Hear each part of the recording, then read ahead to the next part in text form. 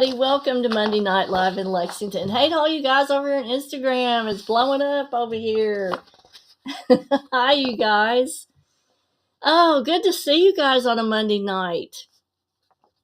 So let's start off the night right. And you guys should be used to this by now. I'm trying a new streaming platform. That's why there was a little glitch with the intro video. But hey, you know what? At least it played, unlike some other streaming platforms that don't even play the video and it just goes blah, blah, blah, blah, and then it cuts out. I do want to try these out. I really liked the QR codes on the last streaming platform. So, hey, look, I made my own. So if you want to donate to the show, let me pop this up there real quick. Sorry, you guys on Instagram won't be able to see it, but that's a scan code to donate coffee money if you want to. So just scan me, like it says, to donate some coffee money. And I know it's not convenient right there in the middle, but I have not had time to figure out where I can put this stuff yet. So give me time. We'll figure it out. Hey to all you guys that are joining on Facebook and YouTube. Let me see if the comments section is gonna work. I'm so not confident in this. Let me just pop over to Facebook and refresh the page. And of course, there are people joining. Hey to Charles Biggs, good to see you tonight. And my beautiful neighbor, Miss Amber Benting. And I'm Ina Thomas. Good to see you guys here this evening. Glad you're joining in. And we got an interesting topic here tonight. But you know what? So far, I'm not seeing anything on the chat or comments. It may take a while for those to show up. I don't know. So I will come back to that. We're not going to dwell on that because I just don't have confidence in any of the chat boxes at all. It seems like in none of the streaming platforms have supported the chat. So I just don't get my hopes up for that. Do I? No, indeed. Yep, still nothing showing up. Hey to Alana. And Alana, are you on Facebook or YouTube? Because I'm thinking it might only be YouTube that's going to show on this chat box. Because it doesn't say which platform you are on, so I'm just wondering. But we'll go back to the other screen. I've got some exciting news for you guys next week, and I'll announce this again before the end of the show, but next Monday night, we're going to have a special guest on the show, Miss Martha McGuire, and she is the author of a new book called Rooted in Empathy, and she has written a book about being an empath. We're going to go over a lot of, how she grew up, how she discovered that she was an empath, and, kind of her path to doing what she's doing right now. And it's really exciting, some of the stuff that she's doing right now. So I look forward to interviewing her. So Elani is on YouTube. Oh, thank you so much for tuning in. Tonight we're going to talk about why do spirits hate renovations? And this is kind of a different twist on it. Hey to Dave Johnson over here on Instagram.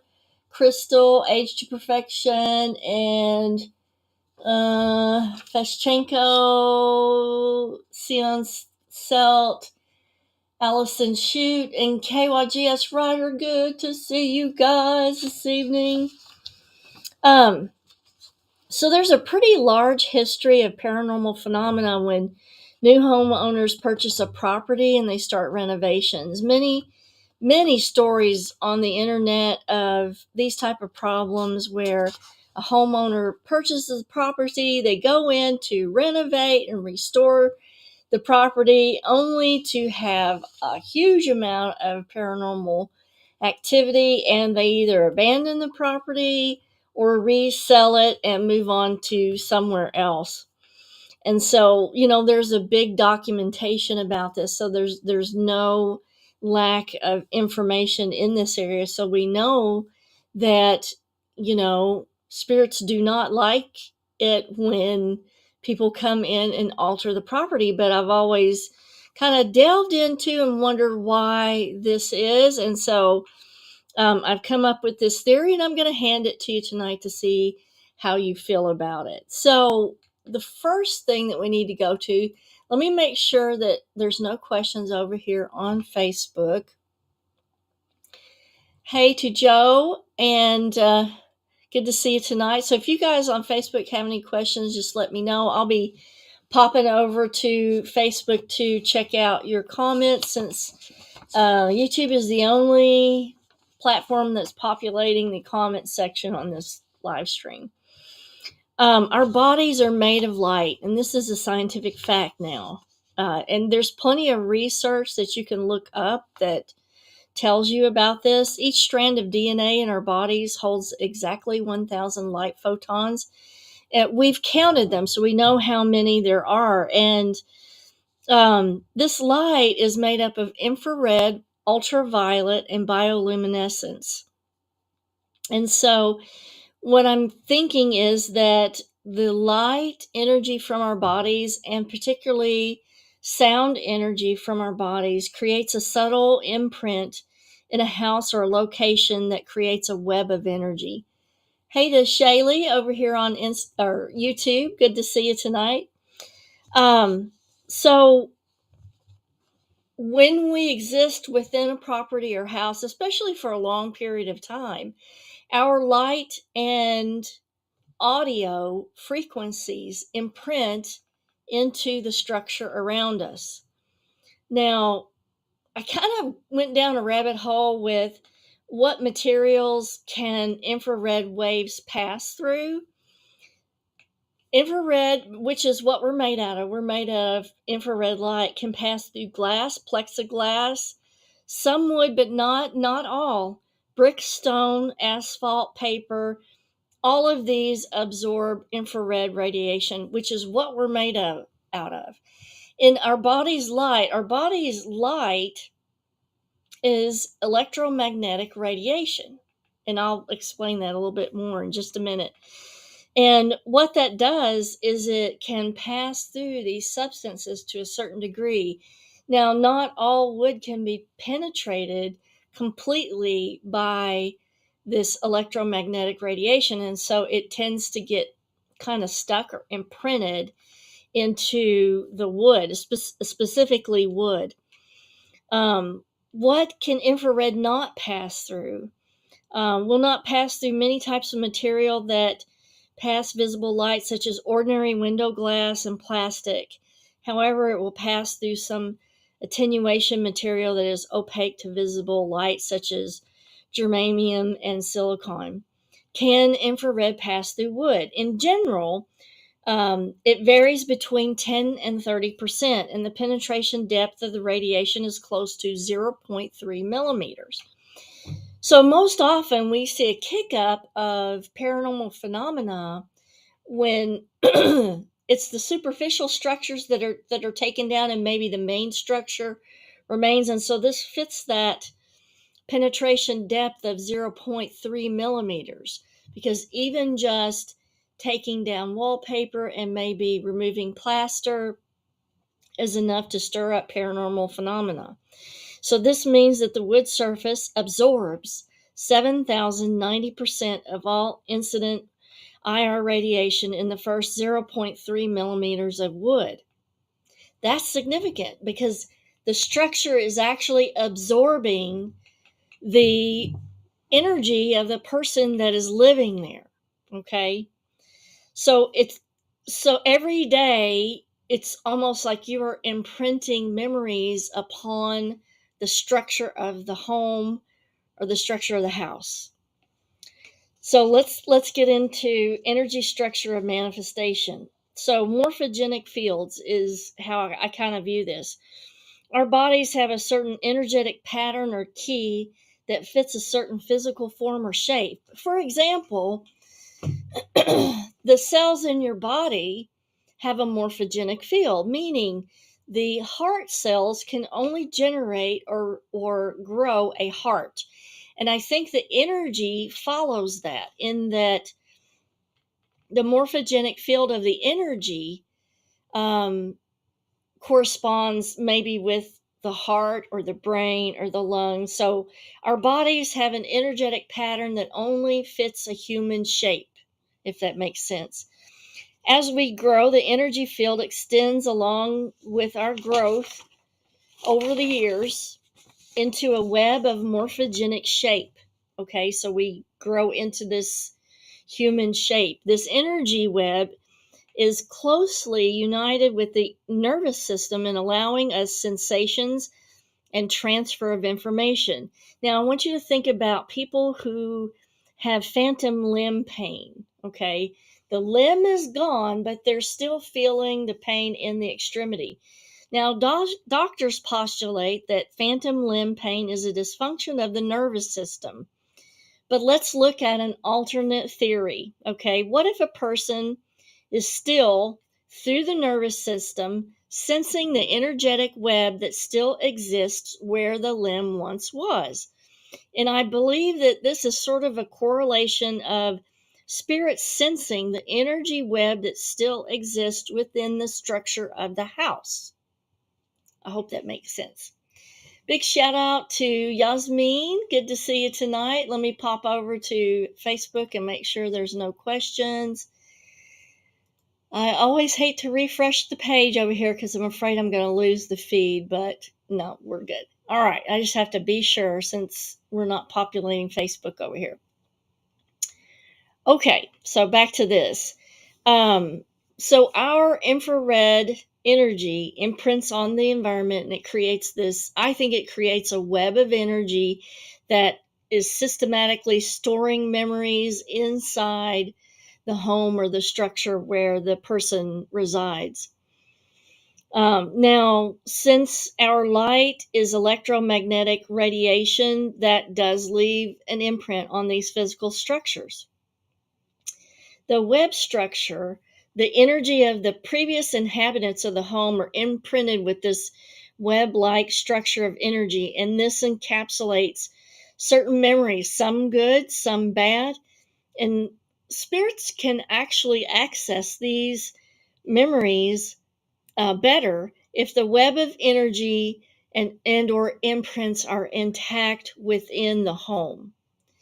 So some spirits, rather than moving on, will exist within a structure and try to relive old memories that are stored within this energetic web in the home. And so what happens is when renovations start to occur, they are recognizing that those memories are dissipating and they don't have access to those anymore. And so if they are living within a memory and these memories are good, it's sort of like their small idea of heaven, but it sort of keeps them locked into the location so they're not moving on like they really should. So they're sort of existing over and over within certain memories.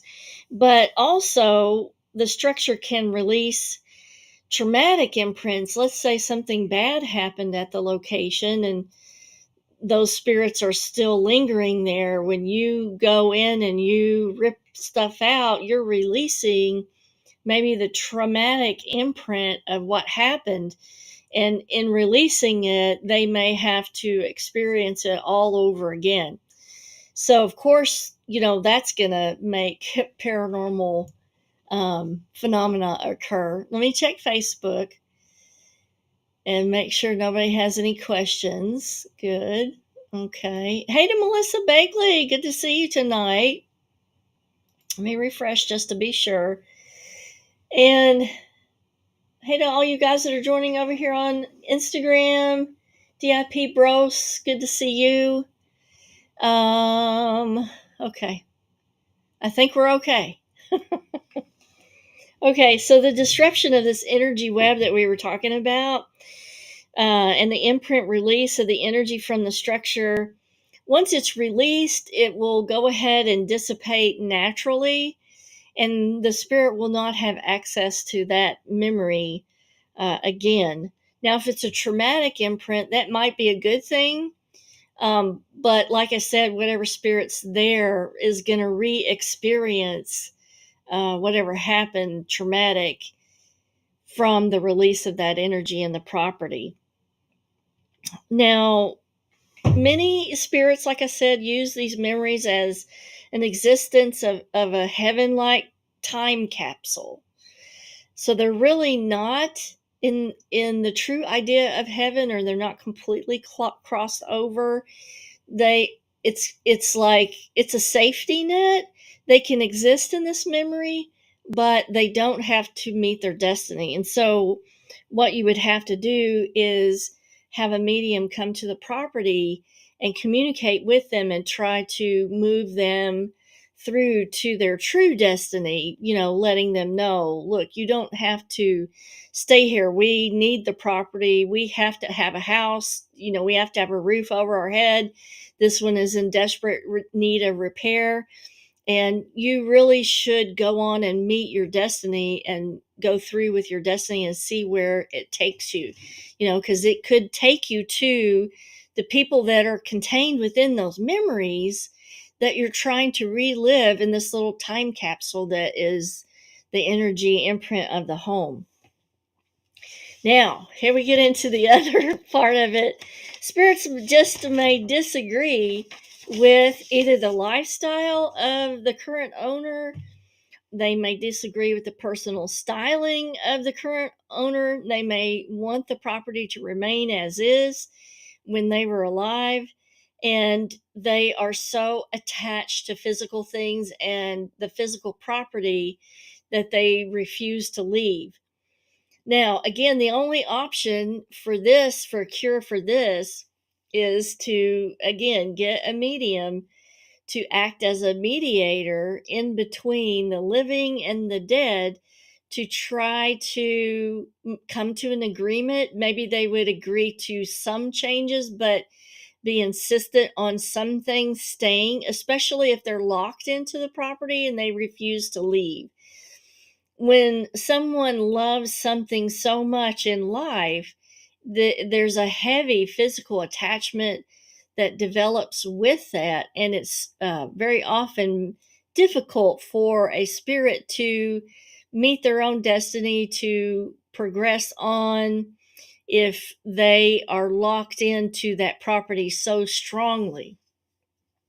And in that case, you definitely have to have a medium come and be a mediator in between the two, so that somehow there can be an agreement met. But then you have to have somebody who's very good at communication with a medium, because there's a lot of bargaining that goes on, because a spirit knows what they want, and they may not realize that things in the now time can't be done, or maybe those things, the equipments and stuff, or the products are not available, and they really don't want the energy of something that they're accessing, maybe for past memory, to be disturbed. And that can be another reason why you would have to bargain with them on that. So mediation is not just between the living and the living. It can be, very difficult to navigate between the living and the dead, because it's not just like having, a regular conversation. And so that is my theory on why spirits don't like renovations, because they may be living in a memory. And when you go and you tear stuff out, they don't have access to that anymore. And that can be very sad for some spirits, because, they don't realize that once they meet their destiny and they completely cross over, that they will have eternal access to those memories. They don't realize that. They just know that the imprint on the house allows them to feel the energy of the memory of when they once existed incarnate form in that home. I hope this helps. And back to next week, we are going to interview Martha McGuire. She is the author of Rooted in Empathy. And I want to, let's see if I can get this to do right. Let me show you the promo for next week. I'm going to run it throughout the week so everybody can see it. But I want you to just watch this really quick. This is next week's show.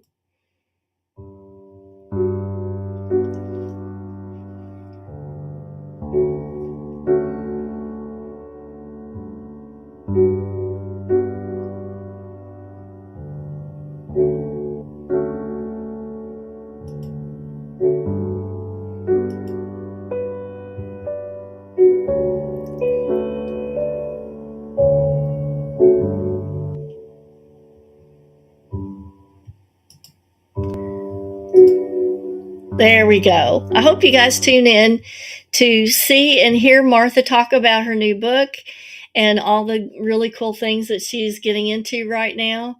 And I will see you next week for that show. And then I'll put up a show schedule to let you know what's going on towards the end of the month, because this month is going to be Halloween. So we're going to have some special stuff on here. I hope you guys have a fabulous week. Kisses from Kentucky, and I will see you later.